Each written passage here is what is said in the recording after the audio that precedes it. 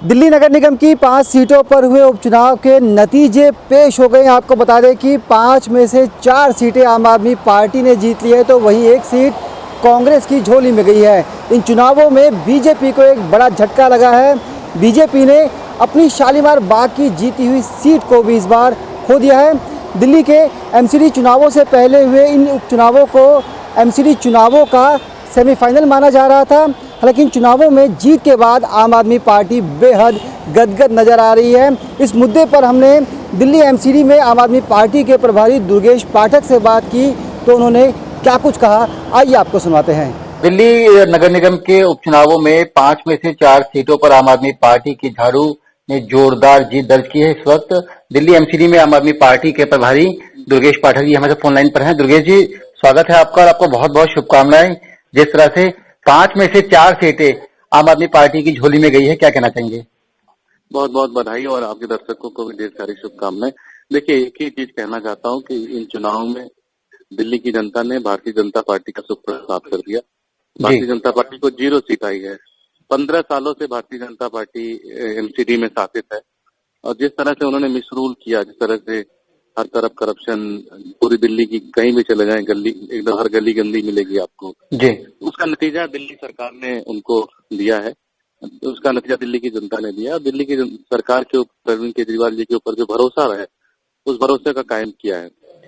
Sir, निगम के जो main चुनाव है वो भी बेहद नजदीक है। ऐसे में आपको लगता है बूस्ट अप मिलेगा आम आदमी पार्टी को?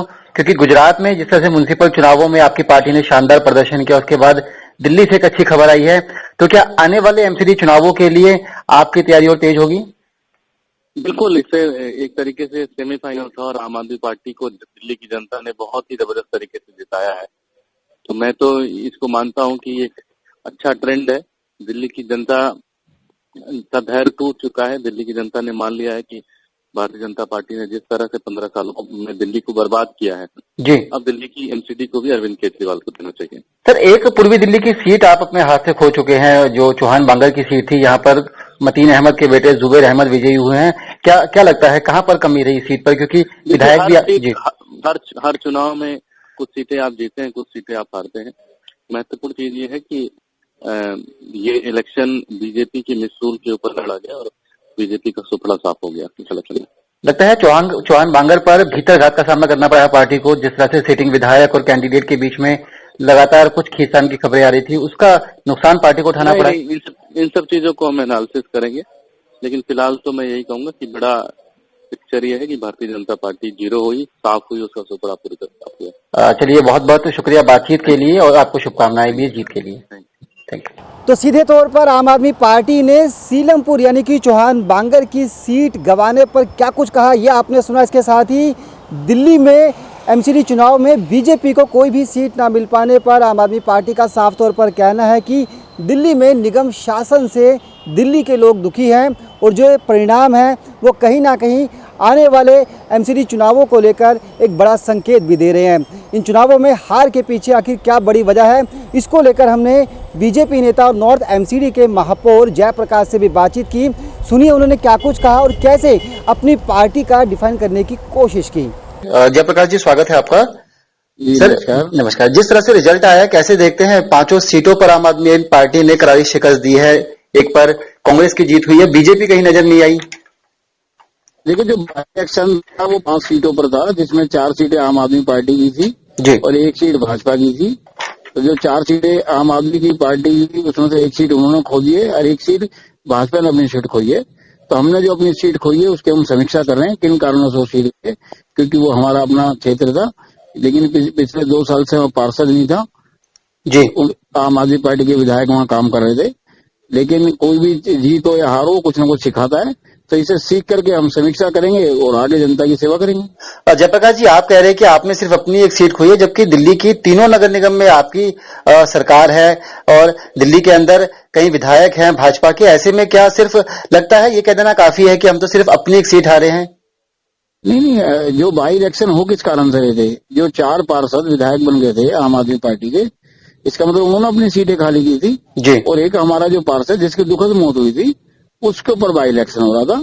तो हमें अपनी 1 सीट जीतनी थी और 1 सीट बढ़ानी थी जी। लेकिन ये है कि 1 सीट हमारी कम हुई है और इसको हमको हल्के में नहीं ले रहे। जो सीट हल्की कम हुई है किस कारण से हुई है, कार्यकर्ताओं ने मेहनत भी है, चुनाव भी अच्छा लड़ा गया है, लेकिन चाहे हार हो या जीत हो सब चीज सिखाती है। इससे हम सीख लेंगे और अच्छे से काम करेंगे ताकि आने वाले चुनाव में हम अच्छा प्रदर्शन कर सकें। और मेरे साहब ये माना जाए कि आपने, जैसा आप कह रहे हैं कि आप सिर्फ एक सीट पर फाइट कर रहे थे, 4 सीटों पे आप लोग पहले ही अपनी हार मान चुके थे, क्या भाजपा सरेंडर कर चुकी थी बाकी 4 सीटों पर? नहीं, सरेंडर नहीं किया हमने, सारी सीटों पर अच्छा इलेक्शन लड़ा। बीजेपी अच्छा चुनाव लड़ रही थी, इसलिए दिल्ली के मुख्यमंत्री को बाई इलेक्शन में उतरना पड़ा जी। नहीं तो बाई इलेक्शन में दिल्ली के मुख्यमंत्री पहले कभी नहीं उतरते देखे हमने, लेकिन इस बार मुख्यमंत्री भी एक एक सीट पे जाके उन्होंने अपने रैलियां किए, दिखाया है। तो इसका मतलब नगर निगम में हम अच्छा चुनाव लड़ रहे थे। मैं ये बताना चाहता हूँ कि 4 सीटें जो खाली हुई थी वो आम आदमी पार्टी के लोगों के विधायक बनने के कारण से खाली हुई थी। और जब हम पिछली बार इतनी बड़ी लहर में जब 182 सीटें जीते थे, जब भी वो सीटें उनकी आई थी, तो कुछ एरियाज होते हैं जिनमें उनके लोग होते हैं, तो कुछ हमारे एरिया होते हैं। लेकिन जयप्रकाश जी, आम आदमी पार्टी कहती है कि दिल्ली में भाजपा अच्छा काम नहीं कर रही। एक मौका था आपके पास इन 5 सीटों को जीतने का, आप उस मौके को गवा चुके हैं। जो एमसीडी के मेन चुनाव होने हैं उसका सेमीफाइनल था और उस सेमीफाइनल में भाजपा फेल हुई है। नहीं, पिछली जब दिल्ली के चुनावों से पहले 2 बाई इलेक्शन हुए थे विधानसभा के, दोनों में आम आदमी पार्टी हार गई थी। तो इसका मतलब आम आदमी पार्टी अच्छा काम नहीं करती, ऐसा नहीं होता।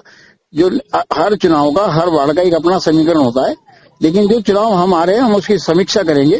हम उससे ये नहीं, हम समीक्षा करेंगे, लोगों के बीच में जाएंगे, फीडबैक लेंगे, जो अपनी कोई कमी है उनको ठीक करेंगे। भाई एक छोटा सा रिएक्शन कि आप हार की बड़ी वजह क्या मानते हैं? यहाँ पे कद्दावर नेता है, एमसीडी में आपकी अच्छी पकड़ है, मेयर भी हैं, आपको क्या लगता है कहाँ पर कमी रही, क्या गलती होगी इस बारी?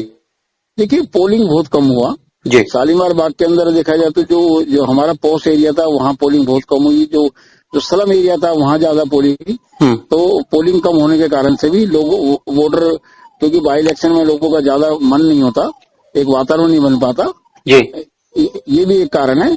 और भी बहुत सारे कारण हैं जिनको समय पे हम चर्चा करके उनका समाधान निकालें। जी चलिए, बहुत बहुत शुक्रिया इस बातचीत के लिए। Thank you.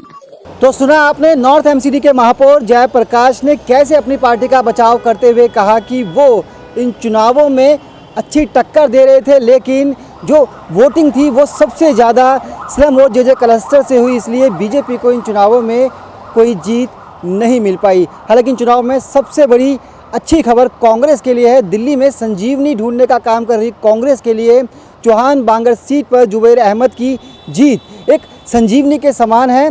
जब जुबैर अहमद से इस बारे में बातचीत की गई तो उन्होंने न सिर्फ इलाके के लोगों का शुक्रिया अदा किया, बल्कि आम आदमी पार्टी को भी आड़े हाथों लिया। साफ है कि दिल्ली के अंदर 5 वार्ड में बीजेपी की करारी शिकस्त हुई है, तो वहीं कांग्रेस के लिए एक संजीवनी का काम इस चुनाव ने किया है और आम आदमी पार्टी 5 में से 4 वार्ड में जीत के बाद पूरी तरह से गदगद नजर आ रही है। अपने सहयोगी अनिल और विनोद के साथ मुकेश गुप्ता, दिल्ली।